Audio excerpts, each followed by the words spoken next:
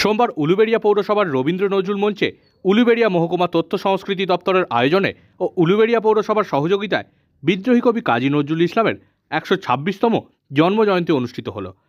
এদিনের অনুষ্ঠানে বিভিন্ন সাংস্কৃতিক সংস্থার কলাকুশলীরা অংশগ্রহণ করেন।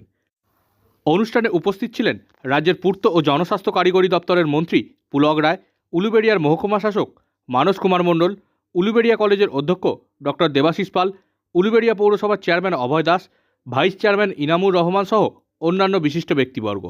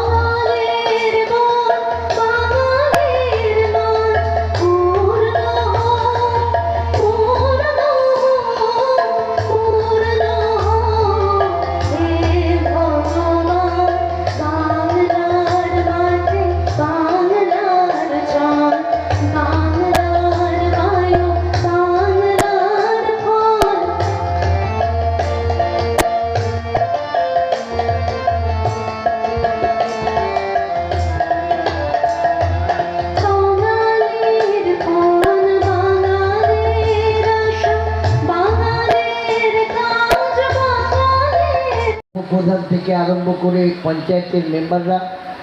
পঞ্চায়েত সমিতির সদস্যরা, রঘুদেবপুর অঞ্চলের পঞ্চায়েত সমিতির সদস্যরা, উলুবেড়িয়া পৌরসভার নাগরিকেরা,